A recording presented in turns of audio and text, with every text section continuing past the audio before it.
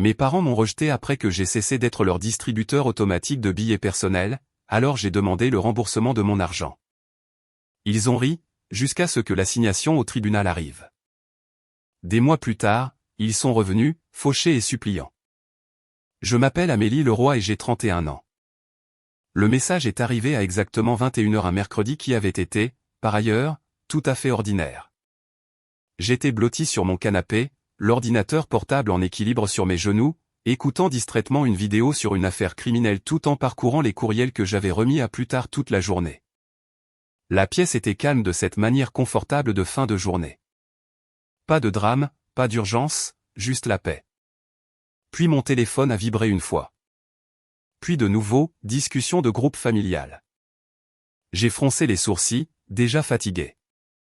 Les messages tardifs de mes parents n'étaient jamais de bonnes nouvelles.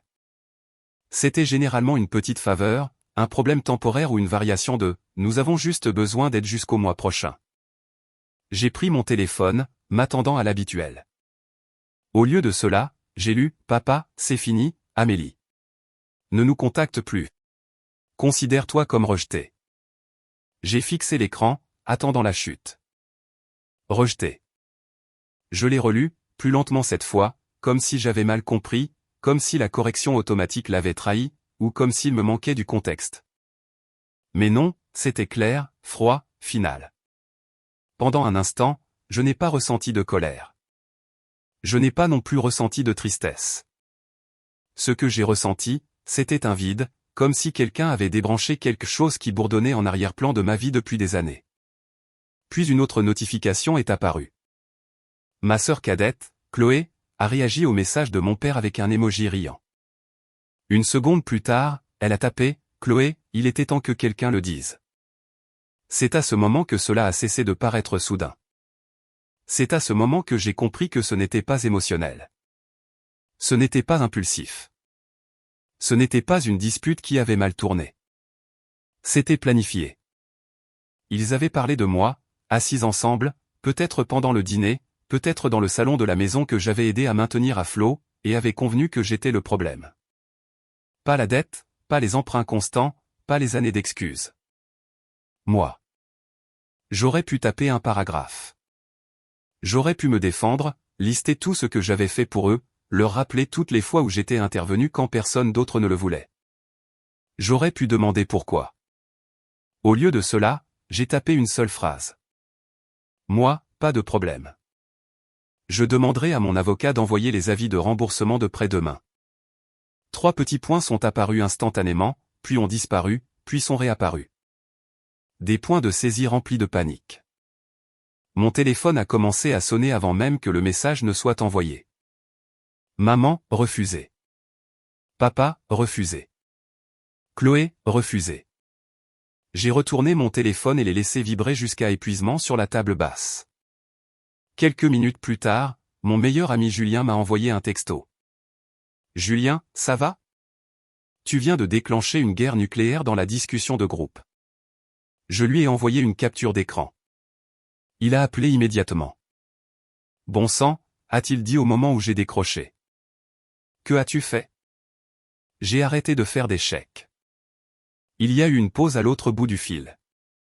Pas de jugement, pas de surprise, juste de la compréhension. Voici le truc: quand on est la personne fiable dans une famille, personne ne remarque le poids que vous portez jusqu'à ce que vous le déposiez. Et quand vous le faites, il ne vous remercie pas. Il panique.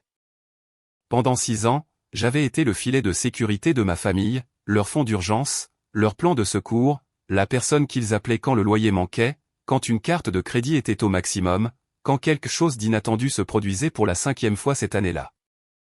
Ils n'ont jamais appelé ça par son nom. Ils appelaient ça des prêts temporaires. Des prêts qui n'étaient jamais temporaires. Des prêts qui n'étaient jamais remboursés. Et le pire, ils pensaient que je ne faisais pas attention. Ce qu'ils ne savaient pas, ce qu'ils n'ont jamais voulu croire, c'est que je tenais des registres détaillés. Chaque prêt important était accompagné d'un accord signé, montant, date, conditions de remboursement, intérêt, même si je ne l'appliquais jamais. Non pas parce que je ne leur faisais pas confiance, mais parce que ma grand-mère m'a appris quelque chose très tôt: l'amour sans limite se transforme en sentiment de droit. Mon père avait emprunté 16 500 € 3 ans plus tôt pour ce qu'il appelait une « opportunité commerciale ». Cette opportunité s'est transformée en un bateau de pêche qu'il a utilisé 2 fois avant de le vendre pour la moitié de ce que je lui avais donné. Je n'ai jamais revu un centime. Ma mère a pris 11 000 € pour des frais médicaux. Des factures qui sont ensuite apparues sur ses réseaux sociaux comme des interventions esthétiques et des visites au spa qu'elle jurait mériter après une année difficile. Chloé, autoproclamée magnate du maquillage, PDG d'une marque qui n'existait que dans sa tête, a emprunté 15 500 € pour de multiples urgences ou équipements, loyer, réparation de voitures jusqu'au mois prochain. Elle m'a remboursé exactement 180 € une fois, puis m'a demandé 1 400 € supplémentaires la semaine suivante. Total, 43 000 €. Documenté, signé, ignoré. Mon téléphone s'est de nouveau allumé avec des textos que je n'ai pas pris la peine d'ouvrir. Comment peux-tu être si sans cœur? Tu fais vraiment ça pour de l'argent? Ta mère pleure. À minuit, mon père a envoyé un dernier message. Papa, ta mère s'endort en pleurant. J'espère que tu es heureuse. Je l'ai fixé un long moment avant de répondre. Moi, dis-lui de sécher ses larmes avec l'un des accords de prêt qu'elle a signé. Puis j'ai mis la discussion en sourdine et je suis allé me coucher. Ce qu'il ne savait pas, ce à quoi aucun d'eux n'aurait pu se préparer, c'est que 3 jours plus tôt, j'avais déjeuné avec ma grand-mère. Je lui avais tout raconté, les prêts, les chantages affectifs, la façon dont ma famille traitait mon compte bancaire comme s'il s'agissait d'une propriété communautaire. Elle a écouté sans interrompre. Puis elle a posé une simple question, où habitent tes parents? Quand je lui ai donné l'adresse, elle est devenue très silencieuse. Puis elle a dit calmement, presque doucement, c'est ma maison.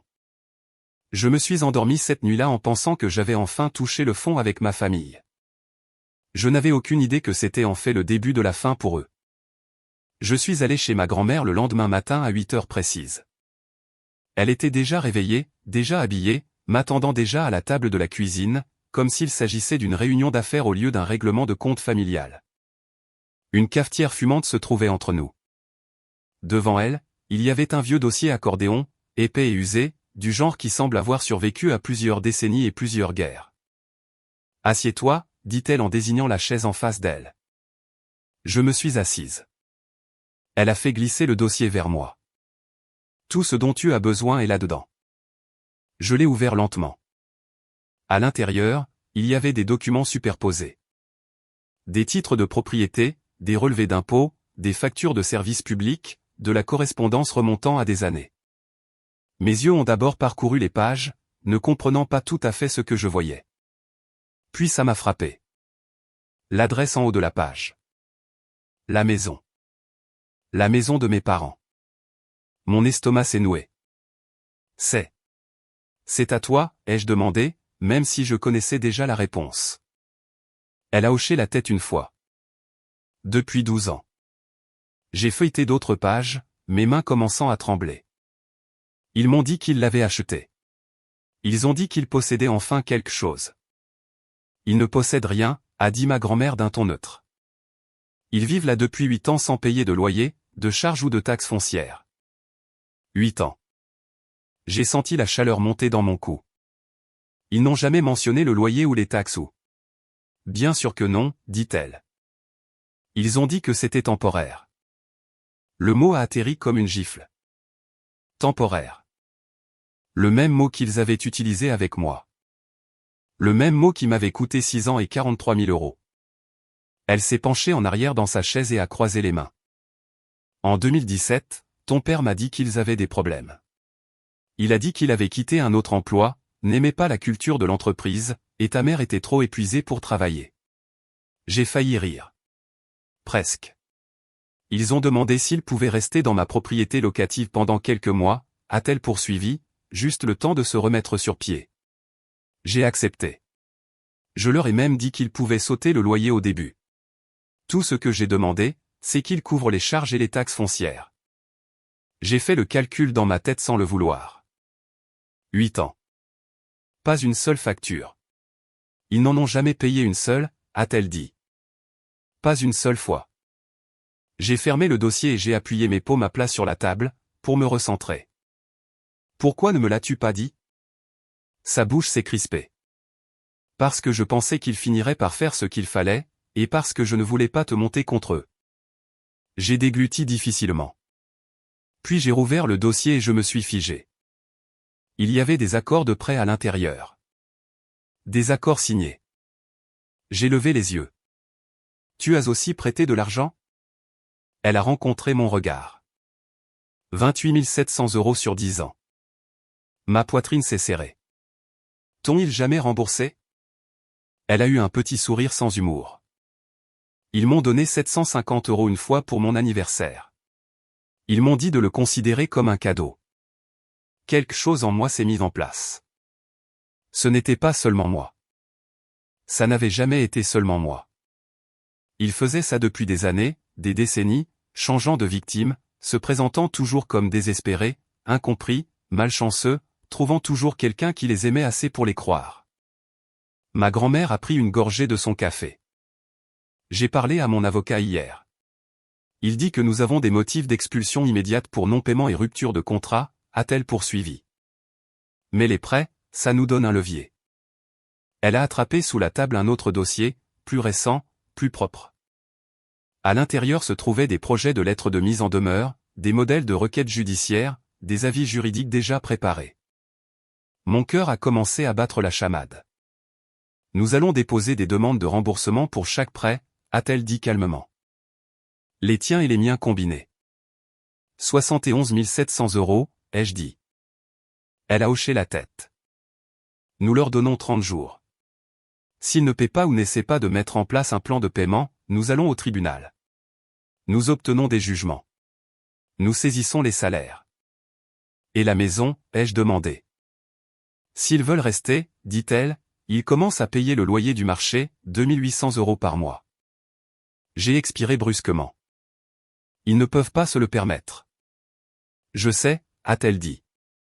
Ce n'est pas mon problème. Je me suis penché en arrière dans ma chaise, le cœur battant à tout rompre.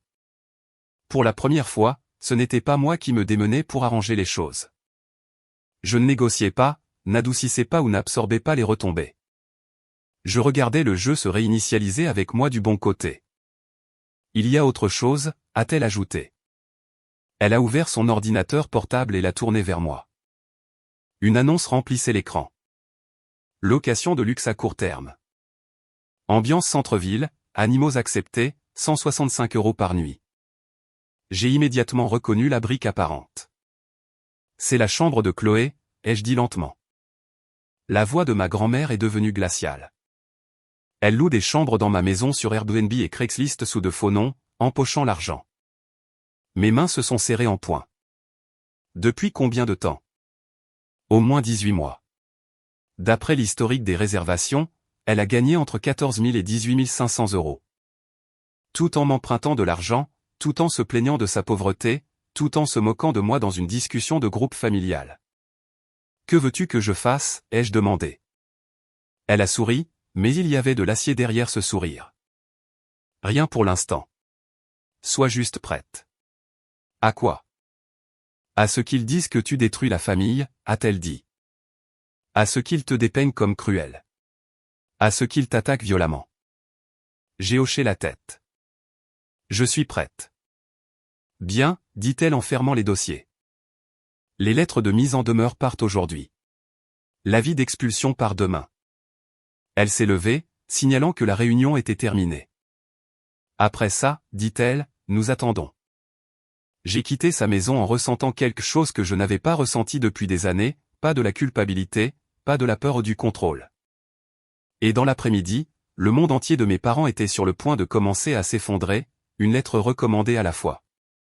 Les lettres recommandées ont atterri dans leur boîte aux lettres à 15h02.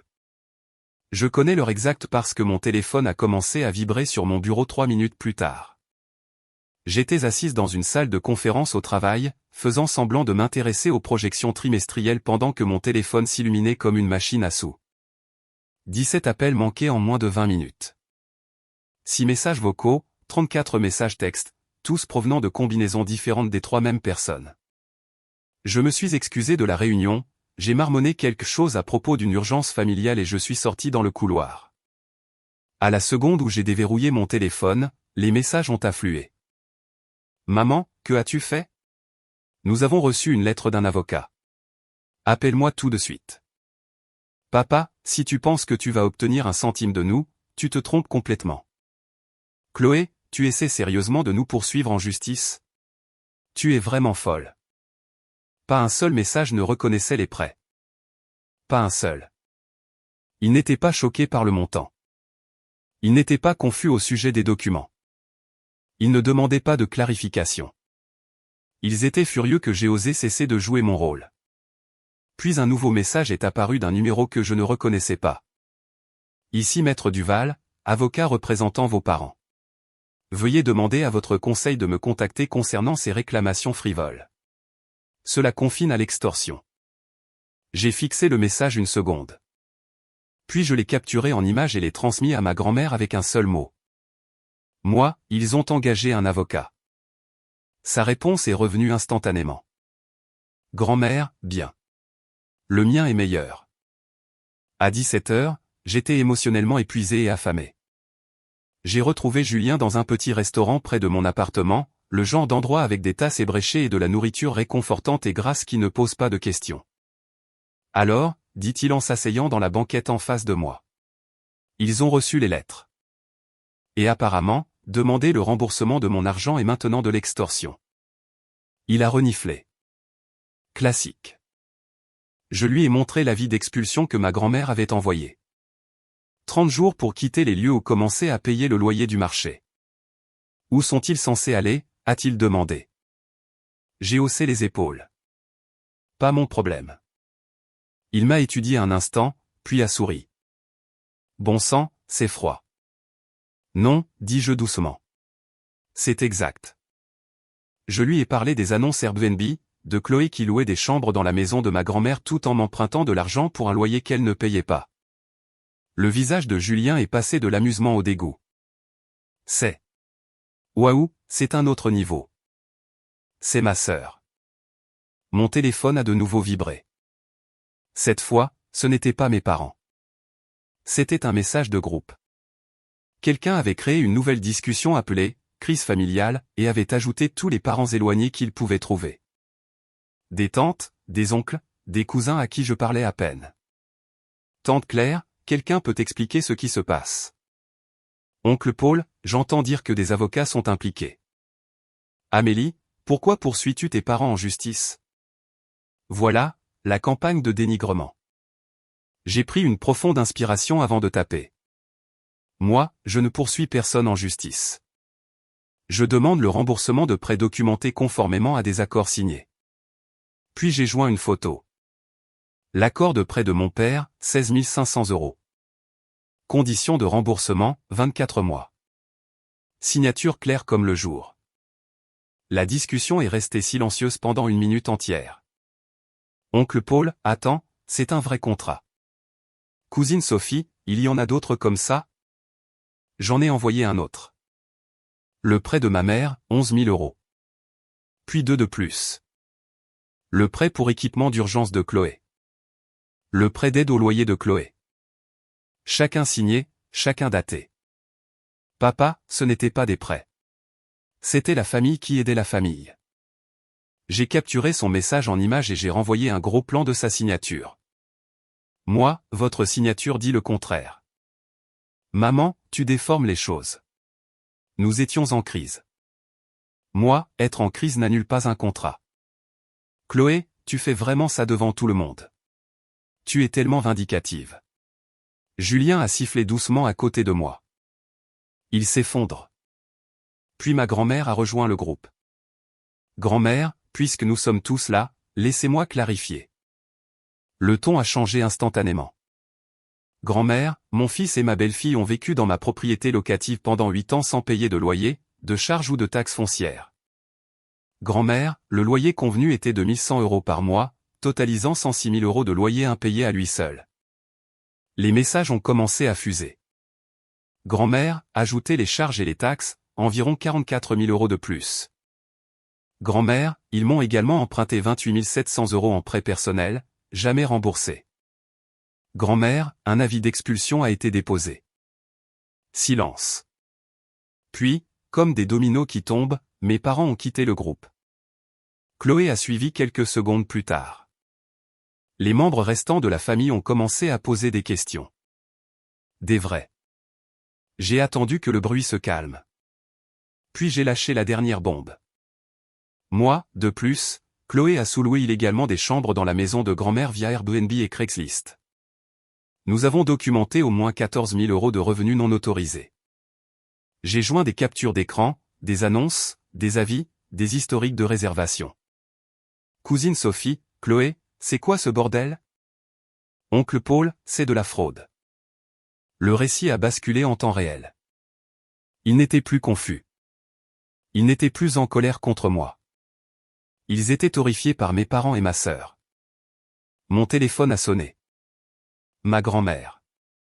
Tu apprécies, a-t-elle demandé. Peut-être un peu. Bien, dit-elle. N'arrête pas maintenant. Ils vont jouer les victimes. Je sais. Rendez-vous avec mon avocat demain à 9 h. Sois là. J'ai raccroché et me suis adossé dans la banquette, l'épuisement me rattrapant enfin. Julien a levé son verre, pour ne plus être un paillasson.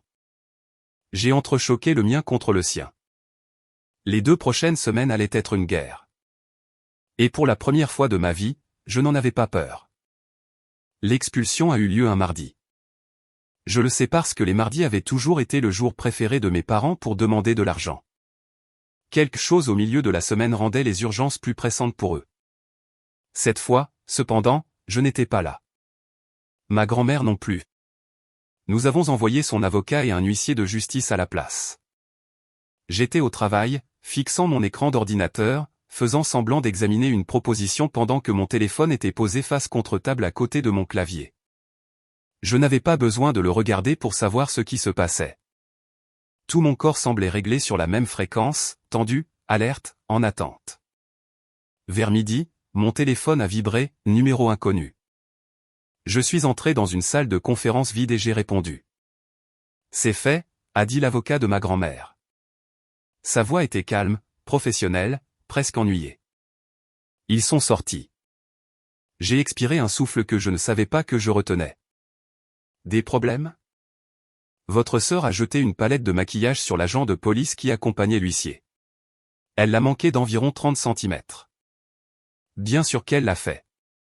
À part ça, a-t-il poursuivi, comportement standard. Dispute, pleurs, accusations de trahison envers tout le monde.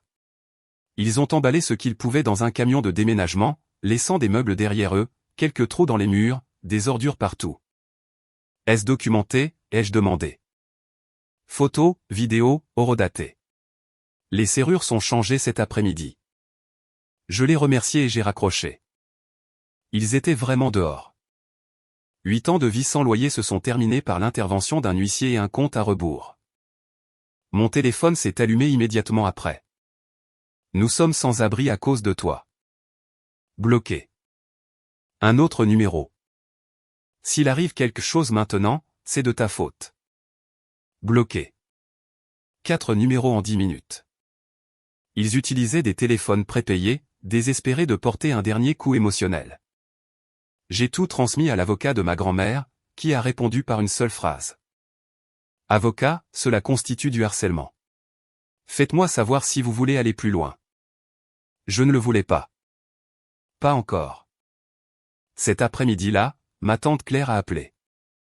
Je viens de parler à ta mère, dit-elle doucement. Ils sont dans un motel. Je suis restée silencieuse.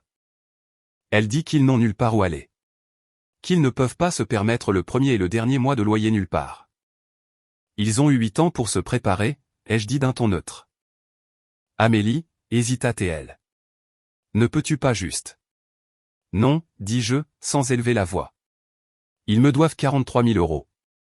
Ils doivent 28 700 € à ma grand-mère. Ils ont vécu sans loyer pendant 8 ans et ont volé de l'argent en plus.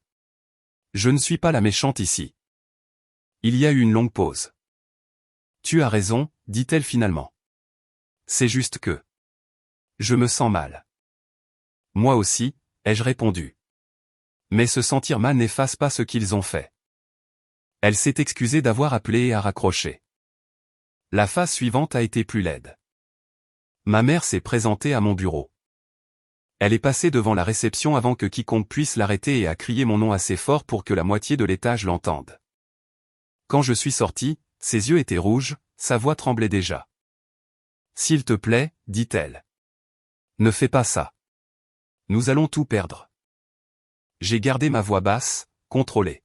« Tu dois partir. »« Nous sommes une famille, dit-elle en attrapant mon bras. »« La famille pardonne. » J'ai reculé. La famille ne vole pas. La sécurité est arrivée avant qu'elle ne puisse répondre. Mon patron m'a prise à part par la suite, m'a demandé si j'avais besoin de temps libre. Je lui ai dit non. J'en avais fini de me cacher. Les dates d'audience sont arrivées rapidement après cela. D'abord, l'audience de remboursement du prêt. Je me suis assise à côté de ma grand-mère d'un côté de la salle d'audience. Mes parents étaient assis en face de nous, leur nouvel avocat feuilletant des papiers comme s'il pouvait réarranger la réalité s'il s'y efforçait suffisamment.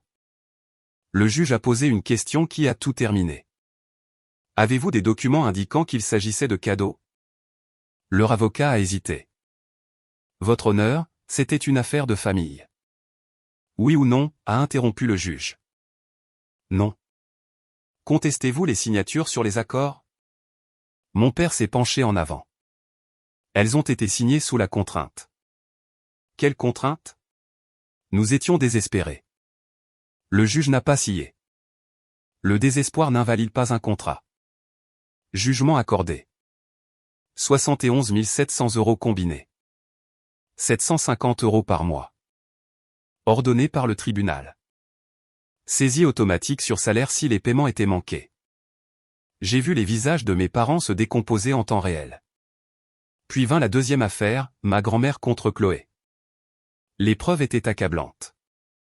Avis Airbnb, message Craigslist, virement Venmo, près de 17 800 € de revenus locatifs illégaux documentés. La juge n'a même pas caché son incrédulité. Vous avez exploité une entreprise de location sans licence depuis une propriété que vous ne possédiez pas, a-t-elle dit à Chloé, et vous avez empoché les revenus. Jugement pour la demanderesse. Saisie sur salaire autorisé. Chloé est sortie en trombe avant que ce ne soit terminé. Après cela, les choses se sont calmées. Pas paisible, calme. Le genre de silence qui suit l'effondrement d'un bâtiment quand tout le monde reste là à regarder les décombres, réalisant que rien ne sera plus jamais pareil. Mes parents ont réussi à trouver un appartement. Mon père a pris un travail dans un entrepôt. Ma mère a commencé à faire de la saisie de données à domicile. Chloé a rebondi entre les canapés, les petits amis, les excuses. La famille élargie a cessé de répondre à leurs appels. Les saisies tombaient chaque mois comme une horloge. Et pour la première fois de ma vie, je ne portais rien de tout cela. Je regardais de l'extérieur. Je pensais que ce serait la fin, l'expulsion, les jugements du tribunal, les saisies. Dans mon esprit, c'étaient des arrêts nets, des lignes tracées si clairement que même mes parents finiraient par comprendre qu'il n'y avait pas de retour possible à la version de moi sur laquelle ils comptaient autrefois. J'avais tort. 6 mois après l'expulsion, mon téléphone a sonné un samedi soir. Numéro inconnu. Je l'ai laissé aller sur la messagerie vocale.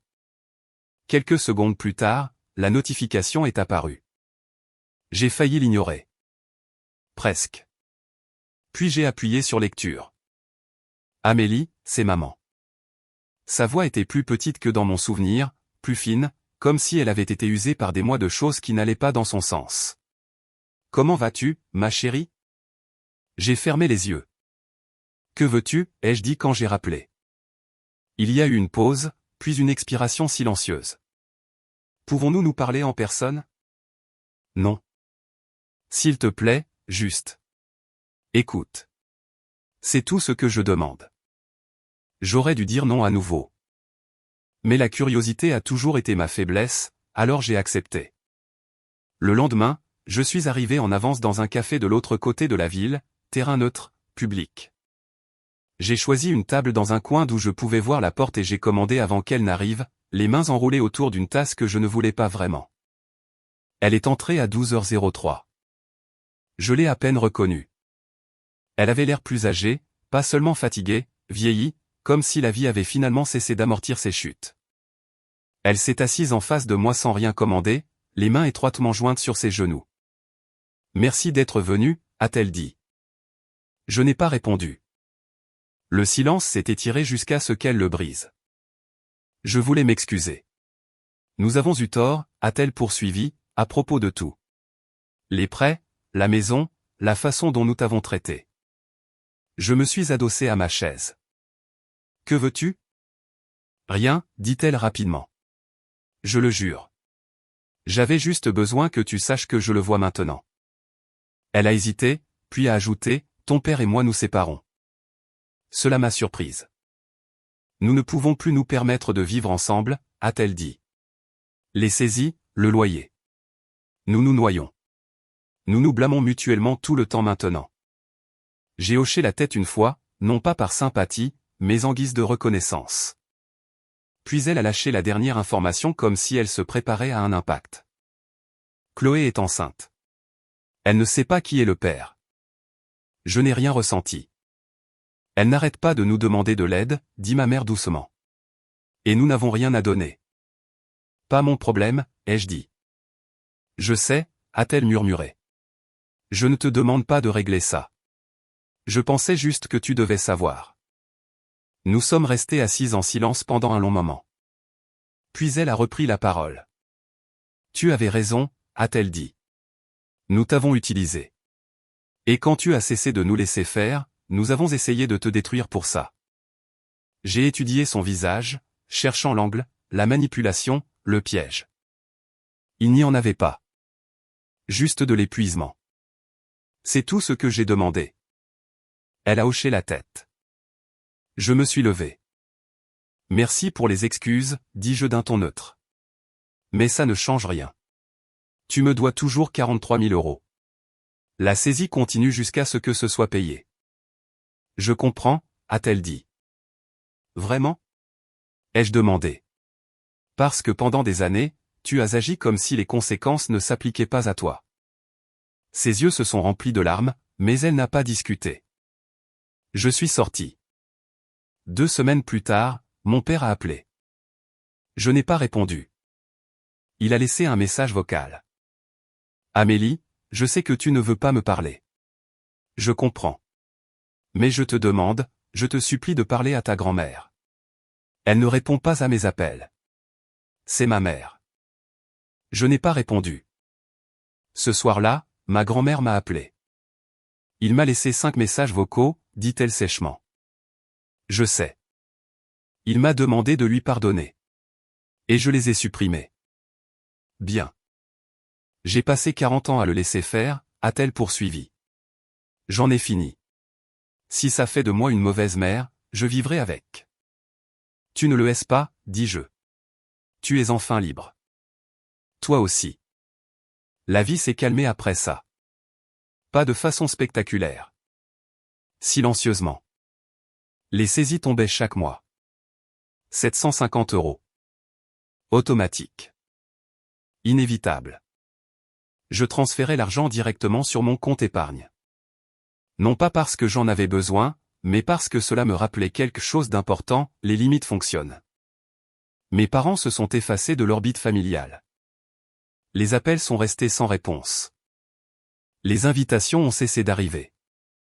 Chloé a dérivé d'une solution temporaire à l'autre, évitant toujours la responsabilité comme si c'était contagieux. 1 an après le jugement du tribunal, ils avaient remboursé 9 000 €, à peine une goutte d'eau. Mais il ne s'agissait plus de l'argent. Il s'agissait du poids que j'avais finalement déposé. Noël est passé. Je l'ai passé avec ma grand-mère et quelques cousins qui avaient vu la vérité très tôt. Pas de drame, pas de culpabilité, juste de la nourriture, des rires et du calme. Et pour la première fois de ma vie, je me sentais légère. La famille n'est pas un laissez-passer pour utiliser les gens.